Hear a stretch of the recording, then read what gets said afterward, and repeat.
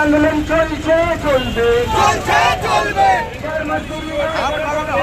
বিজ্ঞপ্তি এখনো প্রকাশ করা হয়নি কেন? টিআরবির জবাব দাও, টিআরবির জবাব দাও।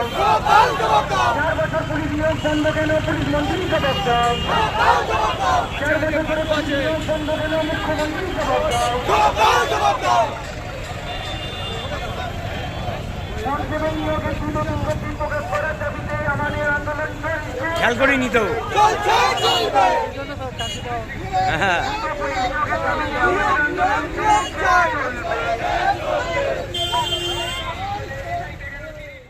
কলকাতার শিয়ালদা স্টেশন সংলগ্ন স্থান থেকে ধর্মতলা ওয়াই চ্যানেল পর্যন্ত প্রায় 200 জনের চাকরির দাবিতে মিছিল।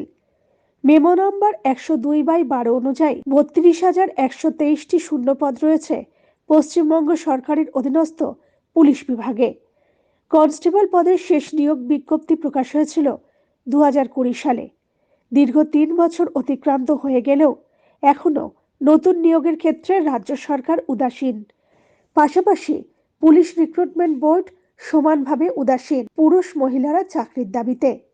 নিয়োগ দাবির পাশাপাশি অন্যতম 25টি রাজ্যে মহিলা পুলিশের নিয়োগের ক্ষেত্রে উচ্চতা 157 সেন্টিমিটার করতে হবে 160 সেন্টিমিটারের উচ্চতা কমিয়ে। আজ তাই এই বিক্ষোভ রাজ্য সরকার এবং পুলিশ রিক্রুটমেন্ট বোর্ডের বিরুদ্ধে। আমরা দেখেছি যে এই রাজ্য সরকার নির্বাচনী ইশতেহারে জানিয়েছিল যে তারা নাকি এই রাজ্যের যুবক যুবতীদের ডবল চাকরি দেবে, কিন্তু সেটা যে আসলে মরীচিকা তা আজকে দিনের আলোর মতো স্পষ্ট। তাই জন্য আজকে দেখবেন ধর্মতলা থেকে, শিয়ালদা থেকে, কলকাতার রাজপথে, রাজ্যের বিভিন্ন প্রান্তে চাকরি প্রার্থীরা চাকরির দাবিতে আন্দোলন করছে।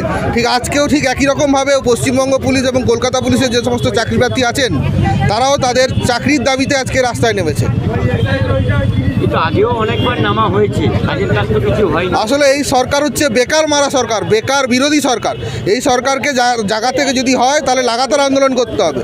আমরা জানি এই রাজ্যের অনেক চোর নেতা মন্ত্রী আছেন যারা সরকারে বসে আছেন, আর যোগ্য যারা চাকরি প্রার্থী তারা ধর্ণা দিচ্ছে, নাহলে রাস্তায় চাকরির দাবিতে মিছিল করছে।